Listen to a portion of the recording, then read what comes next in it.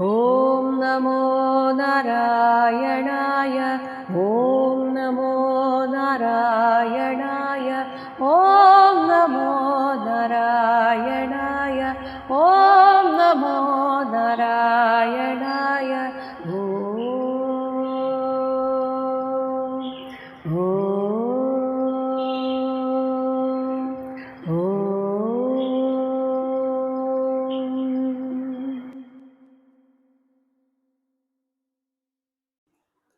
സന്യാസാശ്രമം ഒഴിച്ചുള്ള മറ്റ് ആശ്രമങ്ങളിലുള്ളവർക്ക് ഇനി ഒരു പക്ഷേ എന്തെങ്കിലും തരത്തിലുള്ള മനോനിയന്ത്രണം സാധിക്കാതെ വന്നാലും ഒരിക്കലും ഒരു സന്യാസിക്കത് സംഭവിക്കരുത്. കാരണം 40-ാമത്തെ ശ്ലോകം, ആത്മാനം ചേത് വിജാനീയാത് പരം ജ്ഞാനധുതാശയഃ കിം ഇച്ഛൻ കസ്യവാ ഹേതോഹോ ദേഹം പുഷ്ണാതി ലംപടഃ.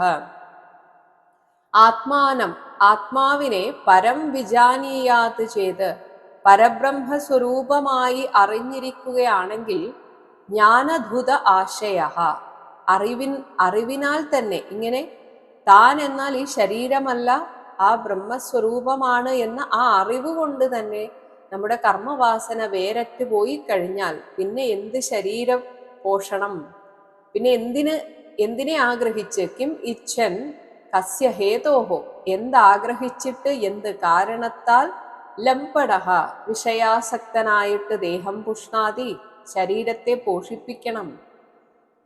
ഒരു സന്യാസി എന്ന് പറഞ്ഞാൽ ശരീരബോധം പോലും നഷ്ടപ്പെട്ടവനായിരിക്കണം. അപ്പോൾ പിന്നെ എന്താഗ്രഹിച്ചിട്ടാണ് അവർ തങ്ങളുടെ ശരീരത്തെ പോഷിപ്പിക്കേണ്ടത്? അതുകൊണ്ട് ഒരു തരത്തിലും സന്യാസിക്ക് ഒരു തരത്തിലുള്ള ആനുകൂല്യങ്ങളും കൊടുക്കുന്നില്ല. ഇനി ആത്മാനം രഥനം വിദ്ധി എന്ന പ്രശസ്തമായ ഗീതാശ്ലോകങ്ങൾ, അത് ഉപനിഷത്ത് ശ്ലോകങ്ങളാണ്. അതിൻ്റെ സാരം 6 ശ്ലോകങ്ങളിലായിട്ട് വിവരിക്കുന്നു. 41-ാമത്തെ ശ്ലോകം, ആഹൂഹു ശരീരം രഥം ഇന്ദ്രിയാണി ഹയാൻ അഭീഷൂൻ മന ഇന്ദ്രിയേശം വത്മാനി മാത്രാധിഷണാം ച സൂതം സത്വം ബൃഹത് ബന്ധുരം ഈശ സൃഷ്ടം. ശരീരം രഥം, ശരീരത്തെ ഒരു രഥമായി കാണുക. ഇന്ദ്രിയങ്ങളെ, ജ്ഞാനേന്ദ്രിയങ്ങളെ പ്രധാനമായിട്ട് ഹയാൻ, കുതിരകളായി കാണുക. ഇന്ദ്രിയ ഈശം, ഇന്ദ്രിയങ്ങളുടെ അധിപതിയായ മനഃ, മനസ്സിനെ അഭീഷൂൻ, കടിഞ്ഞാണുകളായും, മാത്രാഹ, ശബ്ദാദി വിഷയങ്ങളെ വത്മാനി, തേരോടുന്ന വഴികളായും, ധിഷണാം, ബുദ്ധിയെ സൂതം, സാരഥിയായും, സത്വം, ചിത്തത്തെ, ബൃഹത് ബന്ധുരം ച, ആക്കമുള്ള കെട്ടുകയറായും, ഈശസൃഷ്ടം ആഹുഹു, ഈശ്വരനാൽ സൃഷ്ടിക്കപ്പെട്ടതായി വേദാന്തവാക്യങ്ങൾ ഉദ്ഘോഷിക്കുന്നു. അപ്പോൾ നമ്മുടെ മനസ്സാകുന്ന കടിഞ്ഞാണിനെ ബുദ്ധിയെ ഏൽപ്പിക്കണം എന്നാണ്. ബുദ്ധിക്കൊരിക്കലും വഴിതെറ്റുകയില്ല, കാരണം ബുദ്ധി ഈശ്വരനോട് അടുത്തിരിക്കുന്നു. എന്നാൽ മനസ്സാണ് നമ്മെ വഴിതെറ്റിക്കുന്നത്. അതുകൊണ്ട് ആ കടിഞ്ഞാണിനെ, ബുദ്ധിയെ ഏൽപ്പിക്കുന്നതാണ് എപ്പോഴും നല്ലത്. 42-ാമത്തെ ശ്ലോകം, അക്ഷം ദശപ്രാണം അധർമ്മധർമ്മൗ ചക്രേ അഭിമാനം രഥിനം ച ജീവം ധനുഹൂഹി തസ്യ പ്രണവം പഠന്തി ശരം തു ജീവം പരം ഏവ ലക്ഷ്യം. ദശപ്രാണം, 10 വിധത്തിലുള്ള പ്രാണാദി വായുക്കളെ, പ്രാണ, അപാന, വ്യാന, ഉദാന, സമാനൻ എന്നീ 5 മുഖ്യപ്രാണങ്ങൾ, പിന്നെ നാഗൻ, കൂർമൻ, കൃകലൻ, ദേവദത്തൻ, ധനഞ്ജയൻ എന്നീ ഉപപ്രാണന്മാർ, ഇങ്ങനെയുള്ള 10 പ്രാണന്മാരെ അക്ഷം, ഈ രഥത്തിന്റെ അച്ചുതണ്ടായും, അധർമ്മധർമ്മവും, ദുഷ്കൃതത്തെയും സുഹൃതത്തെയും ചക്രേ, ഇരുചക്രങ്ങളായും, അഭിമാനം, ഞാനെന്ന് അഭിമാനിക്കുന്ന ജീവം, ജീവാത്മാവിനെ, രഥിനം, ആ രഥത്തിൽ സഞ്ചരിക്കുന്നവനായും, പ്രണവം, ഓങ്കാരത്തെ, തസ്യ ധനുഹു, ആ രഥികന്റെ ധനുസായും, ജീവം, പരിശുദ്ധാത്മാവിനെ, ശരം തു, ശരമായും, പരം ഏവ ലക്ഷ്യം പഠന്തി, പരമാത്മാവിനെ മാത്രം ലക്ഷ്യമായും ചൊല്ലുന്നു. അപ്പോൾ ധനുസ്സുകൊണ്ട് ശരത്തെ ലക്ഷ്യത്തിൽ പതിപ്പിക്കുന്നത് പോലെ നിരന്തരമായ ഓംകാര അനുസന്ധാനം കൊണ്ട് ജീവാത്മാവിനെ പരമാത്മാവിൽ ലയിപ്പിക്കാം എന്നാണ് ഇതുകൊണ്ട് ഉദ്ദേശിക്കുന്നത്. ഇനി രഥികനാൽ, ആരാണോ ആ രഥത്തിൽ ഇരിക്കുന്നത് ആ ആളിനാൽ, അതായത് അഭിമാനിയായ ജീവനാൽ ജയിക്കപ്പെടേണ്ട ദുർഗുണങ്ങൾ ഏതൊക്കെയാണ് എന്നാണ് 43-44 ശ്ലോകങ്ങളിലായിട്ട് പറയുന്നത്. രാഗോ ദ്വേഷശ്ച ലോഭശ്ച ശോകമോഹൗ ഭയം മദഃ മാനഃ അവമാനഃ അസൂയാച്ച മായാ ഹിംസാച്ച മത്സരഃ രജ പ്രമാദഃ ക്ഷുന്നിദ്ര ശത്രവഃ തു ഏവമാദയഃ രജസ്തമ പ്രകൃതയഃ സത്വപ്രകൃതയഃ കുചിത്. രാഗം, ദ്വേഷം, ലോഭം ഇതൊക്കെ പലതവണ പറഞ്ഞു കഴിഞ്ഞതാണ്. അപ്പൊ നമ്മുടെ മനസ്സ് ഇതിനെയൊക്കെ ഒഴിവാക്കിയാൽ മാത്രമേ നമ്മൾ എന്തൊക്കെ ചെയ്തിട്ടും കാര്യമുള്ളൂ. പലരും ഈ കാര്യത്തിൽ പലപ്പോഴും ശ്രദ്ധിക്കാറില്ല. എല്ലാവർക്കും പുറമേയുള്ള ചിട്ടകളിലാണ് താല്പര്യം. അയ്യോ അത് അങ്ങനെ ചെയ്തില്ല, ഇങ്ങനെ ചെയ്തില്ല, ഇങ്ങനെ പുറമേയുള്ള ചിട്ടകൾ എന്തെങ്കിലും തെറ്റിയാൽ ആകെ വെപ്രാളമാണ്. നമ്മൾ സ്വയം ഭയപ്പെടുകയും മറ്റുള്ളവരെ ഭയപ്പെടുത്തുകയും ചെയ്യും. പക്ഷേ ഇത്തരം കാര്യങ്ങൾ, രാഗം മനസ്സിൽ നിന്ന് മാറ്റണം, ദ്വേഷം മാറ്റണം, ലോഭം ഉണ്ടാവരുത്, ഒന്നിനെ കുറിച്ചുമുള്ള ശോകമുണ്ടാവരുത്, ഈ ലോകത്തിന്റെ ആ മായാഭ്രമത്തിൽ പെടരുത്, ഇങ്ങനെയുള്ള ചിന്തകൾ വളരെ കുറവാണ്. എത്രയൊക്കെ കേട്ടാലും അത് കേട്ടിട്ടങ്ങ് വിടുകയല്ലാതെ അതിനെ നമ്മളെ ശുദ്ധീകരിക്കാനായിട്ട് നമ്മൾ എത്രത്തോളം ഇതിലേക്ക് ശ്രദ്ധ പതിപ്പിക്കുന്നുണ്ട് എന്നതിലാണ് കാര്യം. ഇതിൻ്റെയൊക്കെ കൂടെയാണ് അശ്രദ്ധ. പലപ്പോഴും നമ്മൾ മറവി എന്ന് തെറ്റിദ്ധരിക്കുന്നത് അശ്രദ്ധ കൊണ്ടും കൂടിയാണ്. ചില മറവികളുണ്ട്, എന്നാൽ പോലും നമ്മളൊരു കാര്യത്തിൽ ശ്രദ്ധയോടുകൂടെ ഇരുന്നാൽ അതിനെയാണ് അവയർനെസ് എന്ന് പറയും. നമ്മൾ എന്താണോ ചെയ്യുന്നത് അതിൽ കൂടുതൽ ശ്രദ്ധിക്കുക. അങ്ങനെ ശ്രദ്ധിക്കുമ്പോൾ സത്യത്തിൽ നമുക്ക് ഈ മറവി എന്നത് കുറെയൊക്കെ ഒഴിവാക്കാൻ പറ്റും. പിന്നെ പ്രായമാകുമ്പോൾ ഉണ്ടാകുന്ന മറവി ഉണ്ട്, ഇല്ലെന്ന് പറയുന്നില്ല. പക്ഷെ അശ്രദ്ധയാണ് പലപ്പോഴും മറവിക്ക് പോലും ഇടയാക്കുന്നത്. അതുപോലെ വിശപ്പ് സഹിക്കുക, അതൊരു സാധനയാക്കി മാറ്റണം. അതിനാണ് വ്രതാദികൾ എടുക്കാൻ പറയുന്നത്. കാരണം ഒരുപാട് നേരം ഈ ധ്യാനാവസ്ഥയിലൊക്കെ ഇരിക്കുന്ന സമയത്ത് വിശപ്പ് നമ്മെ ബുദ്ധിമുട്ടിക്കാൻ പാടില്ല. അതുപോലെ ഉറക്കം വേണമെന്ന് വെച്ചാൽ ഒരു 10 മിനിറ്റ് ഒന്ന് കണ്ണടച്ച് പെട്ടെന്ന് തന്നെ ഫ്രഷ് ആകാൻ ഉള്ള ഒരു ടെക്നിക്കുണ്ട്. അപ്പോൾ അത്തരം കാര്യങ്ങളിൽ നമ്മൾ ഒന്ന് ജാഗ്രതയോടെ ഇരിക്കണം. എപ്പോഴും കിടന്നുറങ്ങിയാലേ ഉറക്കം പൂർത്തിയാവുള്ളൂ എന്ന രീതിയിലുള്ള ആ ഒരു ചിന്തയിൽ നിന്ന് മാറിയിട്ട് ഉറക്കം വല്ലാതെ വരുന്നു എന്ന് തോന്നുമ്പോൾ ഒന്ന് കണ്ണടച്ചിട്ട് ആ ഉറക്കത്തെ ഒന്ന് മാറ്റിയെടുക്കാനുള്ള ഒരു സിദ്ധിയെ നമ്മൾ നേടേണ്ടതുണ്ട്. അപ്പോൾ ഉറക്കത്തെ ജയിക്കണം. അതുപോലെ രാജസ താമസ സ്വഭാവങ്ങൾ, നമ്മുടെ ഭക്ഷണത്തിലുള്ള ക്രമങ്ങൾ, ഇതെല്ലാം ജീവനാകുന്ന ആ രഥികനാൽ, അഭിമാനിയായിട്ടുള്ള ജീവനാൽ ജയിക്കപ്പെടേണ്ടതാകുന്നു. ഇനി പറയുന്നു, ഈ പരോപകാരാദി സാത്വിക വൃത്തികളൊക്കെ താരതമ്യേന നല്ലതാണ്, എങ്കിലും അതുപോലും ഉള്ളിൽ അഹങ്കാരം ഉണ്ടാക്കാതെ നോക്കണം. ഞാൻ ഇന്നയാളെ സഹായിച്ചു എന്ന ഒരു അഭിമാനബോധം പോലും നമ്മുടെ സാധനയ്ക്ക് തടസ്സമാണ്. അതുകൊണ്ടാണ് പറഞ്ഞത് ചിലപ്പോഴൊക്കെ ക്വചിത് സത്വപ്രകൃതയ, ഈ സാത്വിക സ്വഭാവങ്ങളും നമ്മൾ ജയിക്കേണ്ടതാണ്. പൂർണ്ണമായും ഭഗവാനിൽ സമർപ്പിച്ചുകൊണ്ട് ജീവിക്കാനാണ് നമ്മൾ പരിശീലിക്കേണ്ടത്. ഈ ശരീരത്തെയാണ് രഥമായിട്ട് ഉപമിച്ചത്. ഇനി ആ രഥത്തെയും എപ്പോൾ ഉപേക്ഷിക്കണം എന്ന് പറയുന്നു. 45-ാമത്തെ ശ്ലോകം. യാവത് നൃകായ രഥം ആത്മവശ ഉപകൽപ്പം ധത്തേ ഗരിഷ്ഠചരണാർച്ചനയാ ദിശാതം ജ്ഞാനാസിം അച്യുതബലോ ദധത് അസ്ത ശത്രുഹു സ്വരാജ്യതുഷ്ടഃ ഉപശാന്ത ഇദം വിജഹ്യാത്. നൃകായ രഥം, മനുഷ്യദേഹമാകുന്ന രഥത്തെ യാവത്, ഏത് കാലം വരെ, ആത്മവശ ഉപകൽപ്പം, അവനവന്റെ സ്വാധീനത്തിലുള്ളതും സമസ്ത ഇന്ദ്രിയങ്ങളുടെ ആ ഒരു പ്രവൃത്തികളോട് കൂടിയതുമായിട്ട് ധത്തെ ധരിച്ചു കൊണ്ടിരിക്കുന്നുവോ, ഈ കാലത്തിനുള്ളിൽ തന്നെ ഗരിഷ്ഠ ചരണാർച്ചനയ, നമ്മൾ പാകമാകുമ്പോൾ നമുക്ക് നല്ലൊരു ഗുരു നമ്മുടെ അടുത്തേക്ക് വരും. അങ്ങനെ മഹത്തമനായ ഗുരുവിന്റെ പാദസേവയാൽ നിഷാദം, മൂർച്ചയുള്ളതായി തീർന്ന ജ്ഞാന അസ്യം, ജ്ഞാനമാകുന്ന വാളിനെ കൊണ്ട്, അതിനെ ഏന്തിക്കൊണ്ട്, ഇനി നമുക്ക് ഏറ്റവും ബലമായിട്ട് ഇവിടെയും സാധനയിലും വേണ്ടത് ഭഗവാന്റെ അനുഗ്രഹമാണ്.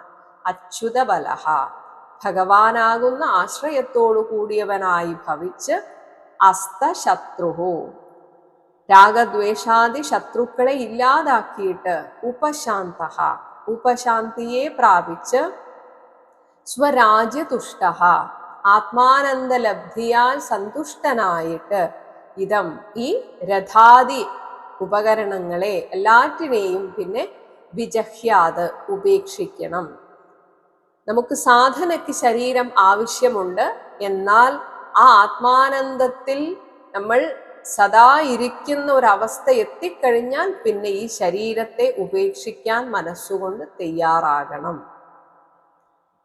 ഇനി എന്തിനാണ് ഭഗവാനാകുന്ന ഒരു ആശ്രയം നമുക്ക് വേണ്ടത്? 46-ാമത്തെ ശ്ലോകം.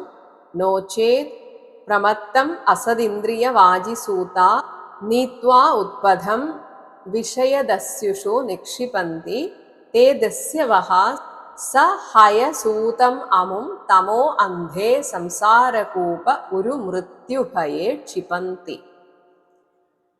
നോ ചേത്, അതായത് അച്യുതൻ എന്ന ആ ബലത്തെ നമ്മൾ ആശ്രയിച്ചില്ല എങ്കിൽ പ്രമത്തം, അബദ്ധം പറ്റുന്ന ഈ രഥികനെ, ഈ രഥത്തിൽ വസിക്കുന്നവനെ, അസദ് ഇന്ദ്രിയ വാജിസൂതാഹ, ഇന്ദ്രിയങ്ങളെ അടച്ചങ്ങോട്ട് വിശ്വസിക്കാൻ പറ്റില്ല, പൂർണ്ണമായി വിശ്വസിക്കാൻ പറ്റില്ല.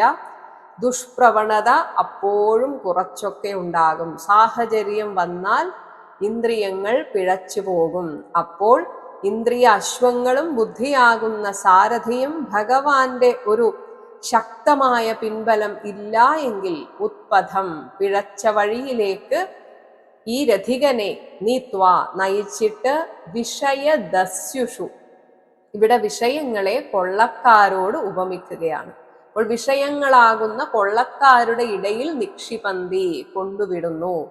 പിന്നെ ആ ദസ്യവഹ, കൊള്ളക്കാർ, സ ഹയ സൂതം, ഹയം കുതിരയോടും സൂതം സാരഥിയോടും കൂടിയ ഈ രഥികനെ, അമും ഒരു മൃത്യുഭയെ, വർദ്ധിച്ച മരണഭീതിയോടു കൂടിയതും, തമോ അന്ധേ, ഇരുളടഞ്ഞതുമായ സംസാരകൂപേ, സംസാരമാകുന്ന കിണറ്റിൽ ക്ഷിപന്തി, അകപ്പെടുത്തുന്നു. ഇനി വേദത്തിൽ പറഞ്ഞിരിക്കുന്ന കർമ്മങ്ങളെ രണ്ടായി തരംതിരിച്ച് അവയുടെ ഫലഭേദം ഇനി പറയുകയാണ്. 47. പ്രവൃത്തം ച നിവൃത്തം ച ദ്വിവിധം കർമ്മ വൈദികം ആവർത്തേത പ്രവൃത്തേന നിവൃത്തേന അശ്നുതേ അമൃതം. വൈദികം കർമ്മ, വേദത്തിൽ പറഞ്ഞിരിക്കുന്ന കർമ്മങ്ങൾ തന്നെ പ്രവൃത്തം ച നിവൃത്തം ച, പ്രവൃത്തം എന്നും നിവൃത്തം എന്നും ദ്വിവിധം, രണ്ടു വിധത്തിലുള്ളതാണ്. പ്രവൃത്തേന, വേദത്തിൽ പറഞ്ഞിട്ടുള്ളതായാലും നമ്മൾ ആസക്തി വെച്ചുകൊണ്ട് കർമ്മത്തിൽ ആ പ്രവൃത്തിയിൽ നിരതരായാൽ പ്രവൃത്തേന ആവർത്തേത, വീണ്ടും വീണ്ടും ജന്മമുണ്ടാകും. എന്നാൽ വേദാന്തമാകുന്ന ഉപനിഷത്ത് സത്യങ്ങൾ അറിഞ്ഞ് നിവൃത്തേന, നിവൃത്തി വന്നാൽ അമൃതം അശ്നുതേ, ആത്യന്തികമായ മുക്തിയെ അനുഭവിക്കുന്നു. ഇനി പ്രവൃത്തി എന്നതിൽ വരുന്ന ആ ഒരു ഗണത്തിൽ വരുന്ന കർമ്മങ്ങൾ എന്തൊക്കെയാണ് എന്ന് പറയുന്നു. 48-49 ശ്ലോകങ്ങൾ. ഹിംസ്രം ദ്രവ്യമയം കാമ്യം അഗ്നിഹോത്രാദി അശാന്തിതം ദർശഃ ച പൂർണ്ണമാസഃ ച ചാതുർമാസ്യം പശുഃ സുതഃ. 49. ഏതത് ഇഷ്ടം പ്രവൃത്താഖ്യം ഹുതം പ്രഹുതമേവ ച പൂർത്തം സുരാലയ ആരാമ കൂപാജീവ്യാദി ലക്ഷണം. ഇപ്പോഴും എല്ലാവരും വിശ്വസിക്കാത്തൊരു കാര്യമാണ് ബ്രാഹ്മണർ മാംസം കഴിച്ചിരുന്നോ എന്നത്. മഹാഭാരതത്തിലൊക്കെ അത് വളരെ വിശദമായി പറയുന്നുണ്ട്. കാനനത്തിൽ നായാടി കിട്ടിയ മൃഗങ്ങളുടെ മാംസം കൂടെയുള്ള ബ്രാഹ്മണർക്ക് അത് നിവേദിച്ചിട്ടാണ് അവരും കഴിക്കുന്നത്. എന്നാൽ പിന്നീട് ബുദ്ധമതത്തിന്റെ ഒരു സ്വാധീനത്തിലാണ് ഭക്തി മാർഗത്തിൽ പോകുന്നവർ അല്ലെങ്കിൽ ഹിന്ദുമത ഈശ്വര വിശ്വാസികളൊക്കെ നോൺ വെജ് ഉപേക്ഷിക്കണം എന്ന ഒരു ചിന്താഗതിയിലേക്ക് വന്നത് ഈ ബുദ്ധമതത്തിന്റെ സ്വാധീനത്തിലാണ്. അല്ലാതെ പണ്ടുള്ള എല്ലാവരും ഇതെല്ലാം കഴിച്ചിരുന്നു. കാരണം ഇതെല്ലാം ചെയ്യുന്നത് ബ്രാഹ്മണരാണ്, അവർ ചെയ്യുന്നതാണ് യാഗാദി കർമ്മങ്ങൾ, അതിലെല്ലാം ഹിംസയുണ്ട്. അതാണ് ഇവിടെ പറയുന്നത് ഹിംസ്രം. ശേന യാഗാദി ഹിംസാപ്രധാനമായ കർമ്മം, അതായത് അശ്വമേധം തുടങ്ങിയ യാഗത്തിന്റെ അവസാനത്തെ ക്രിയ തന്നെ ആ അശ്വത്തെ ഭഗവാന് സമർപ്പിച്ചിട്ടാണെങ്കിലും കൊന്നിട്ട് പിന്നെ എല്ലാവരും അതൊരു പ്രസാദമായി ഭക്ഷിക്കും. അപ്പോൾ ഇതൊക്കെ ഹിംസാപ്രധാനമായ കർമ്മമാണ്. അഗ്നിഹോത്രാദി ദർശഃ, അഗ്നിഹോത്രാദി യാഗങ്ങളെയാണ് ദർശം എന്ന് പറയുന്നത്. പിന്നെ പൂർണമാസഃ, ചാതുർമാസ്യം, പശുഹു, അവിടെയും പശുയാഗം, എല്ലാം ഇത് തന്നെയാണ്. അവസാനം പശുവിനെ കൊന്നിട്ട് അത് നിവേദ്യമായി പ്രസാദമായി കഴിക്കും. സുതഹ, സോമയാഗം, ഹുതം, വൈശ്യദേവം, പ്രഹുതം ച, ബലിഹരണം, ഇങ്ങനെയൊക്കെയുള്ള ദ്രവ്യമയം, ഏതെങ്കിലും ഒരു ദ്രവ്യം ഉപയോഗിച്ച് ചെയ്യുന്ന യാഗാദികളെയാണ് ഇഷ്ടം എന്ന് അറിയപ്പെടുന്നത്. ഇനി പൂർത്തം എന്നറിയപ്പെടുന്ന ചില വിശിഷ്ടമായ കർമ്മങ്ങളുണ്ട്. അത് സുരാലയം, ദേവസ്ഥാനങ്ങൾ, അതായത് ക്ഷേത്രം പോലെയുള്ള എല്ലാവർക്കും വന്ന് പ്രാർത്ഥിക്കാനുള്ള ഒരു പൊതു ഇടം നിർമ്മിക്കുക. പിന്നെ ആരാമം, ഉദ്യാനങ്ങൾ നിർമ്മിക്കുക. കൂപം, പൊതു കിണറുകൾ നിർമ്മിക്കുക. പിന്നെ ആജീവ്യാദി ലക്ഷണം, തണ്ണീർപന്തൽ തുടങ്ങിയവ, ഇങ്ങനെ ലോക ഉപകാരപ്രദങ്ങളായ സ്ഥാപനങ്ങൾ അത് ഏർപ്പെടുത്തുന്നതൊക്കെ പൂർത്തം എന്ന പേരിലാണ് വ്യവഹരിക്കപ്പെടുന്നത്. എന്നാൽ ഇത് രണ്ടും പ്രവൃത്തിയുടെ ആ ഗണത്തിൽപ്പെടുന്നതാണ്. പ്രവൃത്താഖ്യം, പ്രവൃത്തം എന്ന് സാമാന്യ സംജ്ഞയുള്ള ഏതത്, ഇതെല്ലാം കാമ്യം. ഇത് ചെയ്യുമ്പോൾ ഓരോരുത്തരുടെ ഉള്ളിലും ഉള്ളത് ഇത് ചെയ്യുന്നതിലൂടെ എനിക്കൊരു നല്ല സിദ്ധി, നല്ല കർമ്മഫലം കിട്ടും എന്ന് തന്നെയാണ്. അതുകൊണ്ടാണ് ഇത് അശാന്തിതം, വിഷയാസക്തിപ്രദം ആണ് എന്ന് പറയുന്നത്. നേരത്തെ പറഞ്ഞു സാത്വികമായ പ്രവൃത്തിയെ കൂടെ ഉപേക്ഷിക്കണം എന്ന് പറഞ്ഞത് ഇത് ഞാനാണ് ചെയ്യുന്നത് എന്ന ആ ഒരു ആസക്തി, ചിന്ത ഉപേക്ഷിക്കണം എന്നാണ്. അല്ലെങ്കിൽ എത്ര നല്ല പ്രവൃത്തികൾ ചെയ്താലും, അതായത് വേദത്തിൽ പറഞ്ഞിരിക്കുന്ന ഇത്തരം യാഗാദി കർമ്മങ്ങൾ ചെയ്താലും, മറ്റ് കാര്യങ്ങൾ, അതായത് കിണർ നിർമ്മിക്കുക, ഇങ്ങനെ ലോകത്തിന് ഉപകാരപ്രദമായ കർമ്മങ്ങൾ ചെയ്താലും ഈ ഉള്ളിൽ ഞാൻ ചെയ്തു എന്ന അഭിമാനം ഉള്ളിടത്തോളം വീണ്ടും വീണ്ടും ഈ ലോകത്തിലേക്ക് തിരിച്ചു വരണം. ഈ വരവ് എങ്ങനെയാണ് ഒരാൾ മരിച്ചു പോയി കഴിഞ്ഞിട്ട് തിരിച്ചു വീണ്ടും ഭൂമിയിലേക്ക് വരുന്നത് എന്ന ആ ഒരു ചക്രത്തെ പറയുകയാണ്. 50-51 ശ്ലോകം.